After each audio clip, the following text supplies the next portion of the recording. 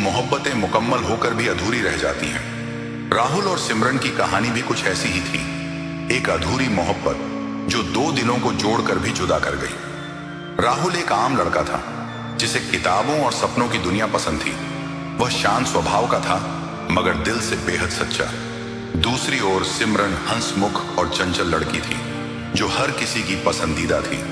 दोनों की मुलाकात कॉलेज की लाइब्रेरी में हुई थी जब एक दिन सिमरन गलती से राहुल से टकरा गई और उसकी किताबें नीचे गिर गईं। राहुल ने किताबें उठाकर उसे दी और तभी पहली बार दोनों की नजरें मिली। शायद वहीं से एक अनकहा रिश्ता शुरू हो गया था।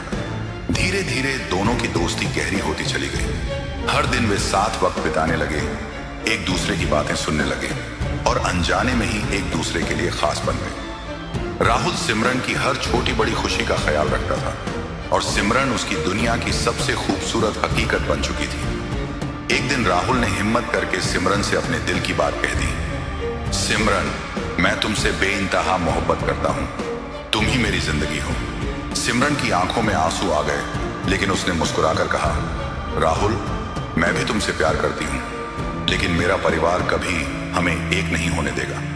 राहुल ने कहा, हम मिलकर सब ठीक कर लेंगे, बस तुम मेरा साथ दो।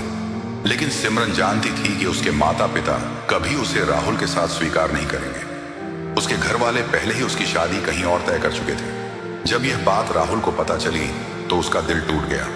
उसने लाख कोशिश की मगर सिमरन के घर वालों के सामने उसकी मोहब्बत कमजोर पड़ गई। शादी के दिन राहुल छुपकर दूर से सिमरन को देख रहा था।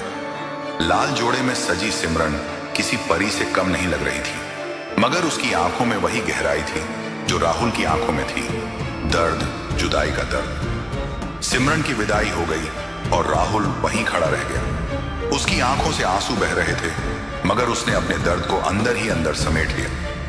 वक्त बीतता गया लेकिन राहुल की जिंदगी वहीं रुक गई थी। वो पहले जैसा नहीं रहा। उसकी हंसी खो गई, उसकी बातें कम हो गई। सिमरन अपने नए जीवन में आगे बढ़ गई थी लेकिन क्या वह वाकई खुश थी?